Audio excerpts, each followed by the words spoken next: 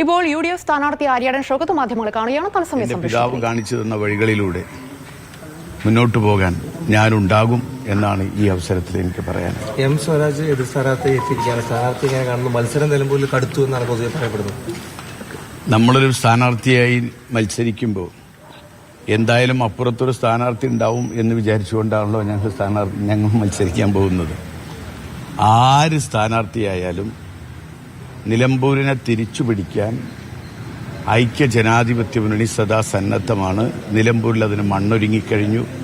അത് ഐക്യ ജനാധിപത്യ മുന്നണി പ്രവർത്തകരുടെ വോട്ട് മാത്രമല്ല, ഈ ഇടതുപക്ഷ ഭരണം മാറുന്നതിന് വേണ്ടി ഉള്ള ഒരു വലിയ ജനവിഭാഗത്തിന്റെ വോട്ട് കൂടി ലഭിക്കുമെന്ന കാര്യത്തിൽ യാതൊരു തർക്കവും. നീണ്ട വർഷങ്ങൾക്ക് ശേഷം ആദ്യമായിട്ടാണ് ഇപ്പോൾ പാർട്ടി ചിഹ്നത്തിൽ CPM മത്സരിക്കാറുള്ളത്.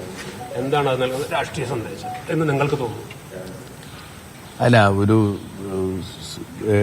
ഞാൻ അതിനെക്കുറിച്ച് വല്ലാതെ പറയുന്നില്ല. എങ്കിലും ഒരു സംസ്ഥാനത്തെ പ്രധാന സ്വരാജന്റെ അടുത്ത സുഹൃത്താണ്, വളരെ അടുത്ത സുഹൃത്താണ്. ഞങ്ങളെപ്പോഴും കാണുന്നതും സംവദിക്കുന്നതും ഒക്കെയാണ്.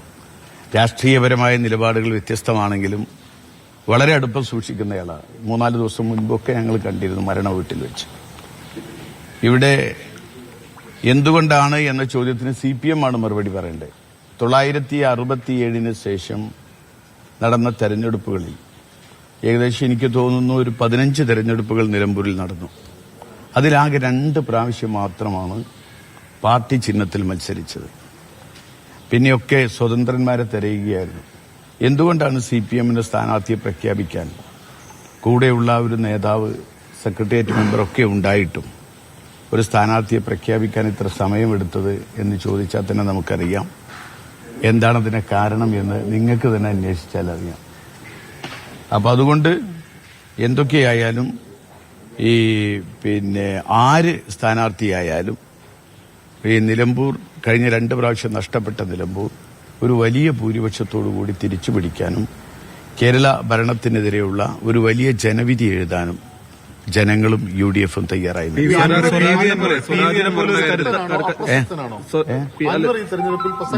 ഞാൻ അതിനെക്കുറിച്ചൊന്നും പ്രതികരിക്കുന്നില്ല.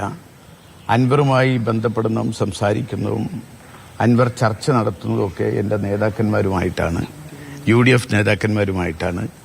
അവരാ കാര്യങ്ങളിൽ അവരാണ് പ്രതികരിക്കേണ്ട അൻവറിന്റെ വിഷയകാര്യം. ഈ സ്വരാജിനെ പോലെ ഒരു കരുത്തനായ സ്ഥാനാർത്ഥി എത്തുന്നു. മറുതലക്കലിൽ അൻവർ അടഞ്ഞു തന്നെ തുടരുകയാണ്. ആശങ്കയുണ്ടോ? ഞാൻ പറഞ്ഞല്ലോ, ഭൂരിപക്ഷം വർദ്ധിക്കും. നേരത്തെ ഉണ്ടായിരുന്നതിനേക്കാളും മറ്റൊരു പല സ്ഥാനാർത്ഥികളെയും ശ്രമിച്ചിരുന്നു അവർ. അൻവർ അടഞ്ഞു നിന്നാലും കുഴപ്പമില്ല. അല്ല, ഞാൻ പറയുന്നത് അൻവർ അടഞ്ഞു നിന്നാൽ അൻവറിന്റെ കാര്യം ഞാൻ പറഞ്ഞല്ലോ, അതെന്റെ പാർട്ടിയാണ് അതിനെക്കുറിച്ച് സംസാരിക്കേണ്ടത്. അൻവറുമായി ഞാൻ അൻവർ ഇടഞ്ഞു നിന്നാൽ, ഇനിയിപ്പോൾ നിങ്ങൾ ചിലപ്പോൾ സ്ക്രോളിംഗ് അങ്ങനെ കൊടുക്കും, അൻവർ ഇടഞ്ഞു നിന്നാൽ ഭൂരിപക്ഷം വർദ്ധിക്കും. അങ്ങനെയല്ല ഞാൻ പറഞ്ഞത്. നീ അങ്ങനെ ഉണ്ടെങ്കിൽ ഞാൻ തിരുത്തുവാണ്. അങ്ങനെ ചോദിച്ചതിന് പറഞ്ഞോട്ടെ. ഞാൻ പറഞ്ഞത് ആര് എതിർത്താലും, ഇപ്പൊ നിങ്ങൾ സ്ഥാനാർത്ഥിയെക്കുറിച്ച് ഭയങ്കര മത്സരം നടക്കും എന്നൊക്കെ പറഞ്ഞുകൊണ്ടാണ് ഞാൻ പറഞ്ഞത്. അതിനാണ് ഞാൻ മറുപടി പറഞ്ഞത്. അത് തീർച്ചയായിട്ടും വലിയ ഭൂരിപക്ഷത്തോടു കൂടിയായിരിക്കും വിജയിക്കുക. എന്റെ പിതാവിന് ലഭിച്ച ഒരു വലിയ ഭൂരിപക്ഷത്തോടൊപ്പം എത്തണമെന്നാണ് ഞങ്ങളൊക്കെ പ്രതീക്ഷിക്കുന്നത്. ഒരു വലിയ ഭൂരിപക്ഷത്തിന് ചരിത്ര വിജയം, തൃക്കാക്കര നിങ്ങൾ കണ്ട വിജയം, പാലക്കാട് നിങ്ങൾ കണ്ട വിജയം, പുതുപ്പള്ളിയിൽ നിങ്ങൾ കണ്ട വിജയം, അതുപോലെ ഒരു ചരിത്ര വിജയം നേടാൻ ഇന്ന് നിലമ്പൂരിന് സാധിക്കും. ഐക്യ ജനാധിപത്യ മുന്നണിക്ക് സാധിക്കും. അതിനുള്ള രാഷ്ട്രീയ സാഹചര്യം നിലമ്പൂരുണ്ട്. CPMനെ സംബന്ധിച്ച് ആത്മവിശ്വാസം വർദ്ധിച്ചതാണോ പാർട്ടി ചിഹ്നത്തിൽ മത്സരിക്കേണ്ടാക്കിയത്? ആത്മവിശ്വാസം നഷ്ടപ്പെട്ടതുകൊണ്ടാണോ? അത് CPM പറയട്ടെ. ഞാനിപ്പോ എന്നെ സംബന്ധിച്ചിടത്തോളം കുറെ രാഷ്ട്രീയ സംഗതികളിൽ ഞാൻ പ്രതികരിക്കുന്നില്ല. കാരണം എന്നെ സംബന്ധിച്ച് എന്റെ മുൻപിൽ കുറെ സംഗതികളുണ്ട്. നിലമ്പൂരിൽ ശക്തമായ രാഷ്ട്രീയ പോരാട്ടം നടക്കുമെന്ന് ഉറപ്പാണ്. എന്താണ് താങ്കളുടെ ആത്മവിശ്വാസം? ഞാൻ പറഞ്ഞല്ലോ, അതാണ് ഇപ്പൊ പറഞ്ഞുകൊണ്ടിരിക്കുന്നത്. ഇത്രയും സമയമായിട്ട് പറഞ്ഞുകൊണ്ടിരിക്കുന്നത് അതാണ്. അതായത് ഞാൻ പറഞ്ഞല്ലോ, കാരണം ഞങ്ങൾ മുന്നൊരുക്ക പ്രവർത്തനങ്ങൾ ഏറ്റവും വളരെ നന്നായി നടത്തി. ആകെ 10,000 ചില്ലാന വോട്ട് ചേർത്തതിൽ 8,500 വോട്ട് ചേർത്തത് ഞങ്ങളാണ്.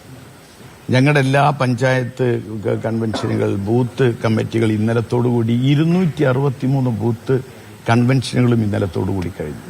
ഇന്ന് ഞാൻ നോമിനേഷൻ കൊടുക്കുന്നതോടൊപ്പം തന്നെ ഞങ്ങളുടെ പ്രവർത്തകർ വീട് കയറുകയാണ്. അഭ്യർത്ഥനയുമായി വീടുകയാണ്. വളരെയേറെ മുന്നോട്ട് ഞങ്ങൾ പോകാൻ ഞങ്ങൾക്ക് സാധിച്ചു. അത് ഞങ്ങൾക്കൊരു വലിയ ആത്മവിശ്വാസം, വിജയപ്രതീക്ഷയല്ല, ഒരു ചരിത്ര വിജയം നിലമ്പൂരുണ്ടാവും. യാതൊരു സംശയവും.